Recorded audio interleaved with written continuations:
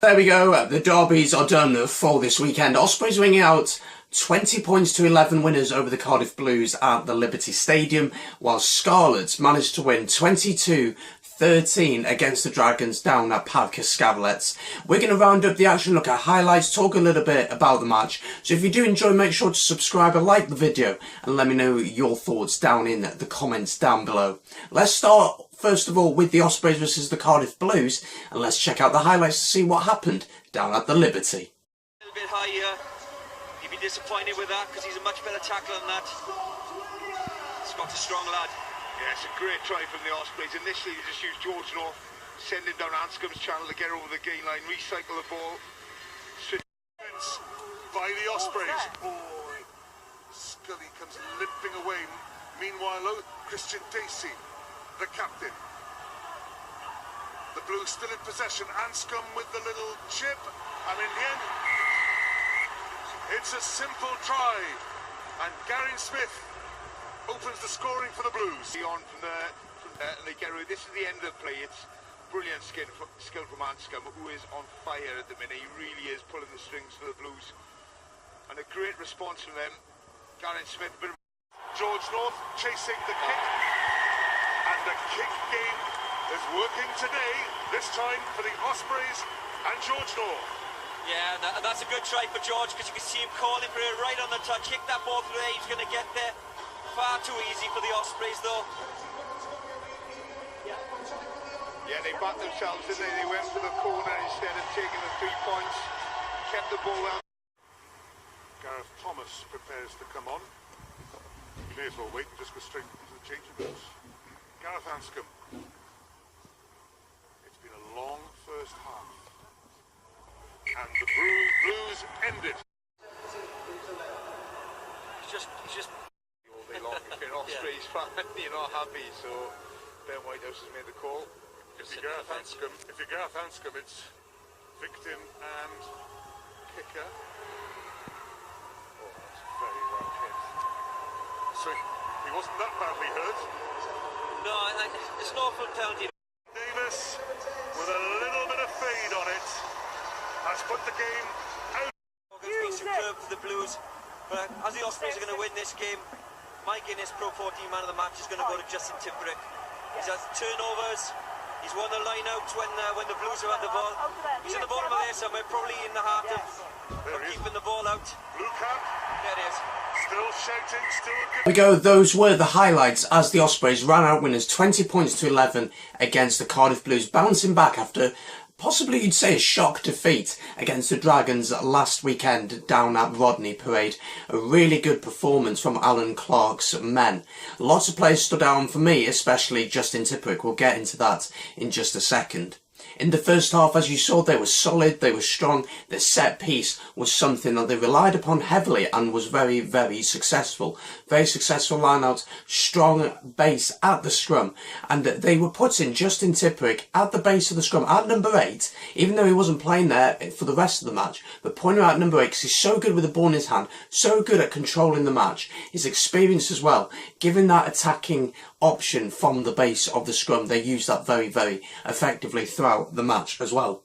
It was an extremely physical game as well, some huge hits, and the Ospreys have brought in Sean Edwards, who's worked on their defence for them, and he's renowned for having very aggressive. The defensive line comes up quick, almost like a blitz defence to an extent, and that worked really well for the Ospreys, especially in the first half. Cardiff Blues had to use different tactics to try and get through their defence, lots and lots of kicking to try and get through the defence. The Blues will feel like they made a lot of silly mistakes. For example, line-outs in an attacking position. They've won the penalty, they've gone to the corner, and yet they can't retain their own ball from the line-out. That will be a frustrating thing for them. Great signs for them. Matthew Morgan, thought played really, really well. He showed what he could do, and he's been a very up and down player, showing glimpses of what he could do, but today I thought he put in a really, really good performance. And the Ospreys will take confidence going into Europe next week. For the Cardiff Blues, it's once again trying to restart and see what they can do in Europe. But Justin Tipperick for me was man of the match. His experience, his leadership and just his skills around the park was exquisite. But now it's time to look at the Dragons against the Scarlets. Let's check out the highlights to see what happened.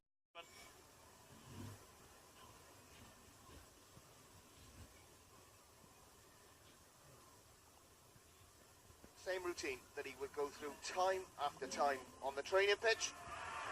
It's reached towards, and another 3 points to the total. Scarlets 6, Dragons 0. One near miss off the left hand upright. Adjust the radar. Bang, straight down the middle. Great strike. Davis takes it on. Good strand. It's 3 Dragons to pull the centre down. Hold black. Bullbring. And it's Gerard Ellis. Still advantage, offside. Never onside is the call from the assistant on that far side. Good spin from Davis. Release 6. Youngster, and only his 3rd start for the Scarlets in the Pro 14. Keep back feet. Well, they target close. Well, if that held up, referee is right on the spot. They'll probably go to the TMO, Tim Hayes.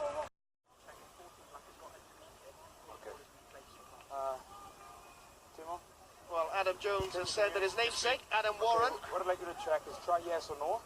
If it's not a try, then I'm going to go back and give Scarlets the option of either penalty for offside. Okay, grounding, yeah, grounding, try yes or no. Now, there's Kirschler 15, supported by Nansen. He's taking him on.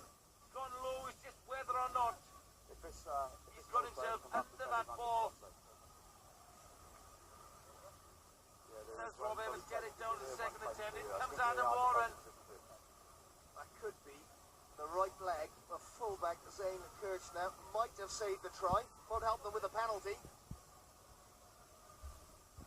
We're probably looking at the best angles as we see these two. Is it clear and obvious, Rich? Well, there was an inevitability about this.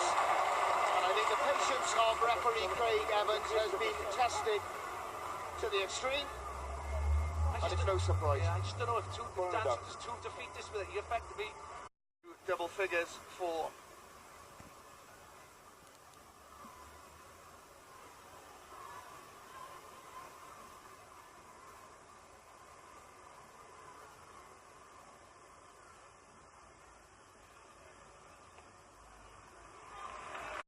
great win by Ed Kennedy. Lovely play here from Parks and Dan Jones. And here's Asmith's intervention. Through across the gate line, frees his arms to McNichol, and an easy run in for Nicholas. Yeah, you talk about reverted to type, reverted to strength. That is what the Scarlets have been about for the last... Cody Hill says never on the mark. I don't think he's going to win that one.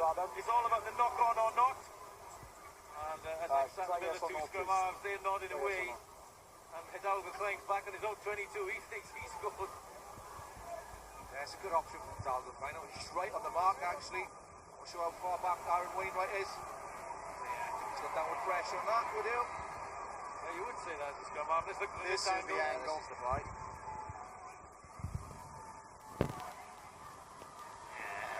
perfect. Take your glasses off, Andrew. Yes. And that's what you get. That's what he looks at. Time on. So that was the Scarlets against the Dragons. Scarlets winning 22 points to 10 against the Dragons. So not a great game, let's be honest. A very, very scrappy first half, especially trading penalties. Dan Jones and the Dragons also getting a penalty for themselves down there.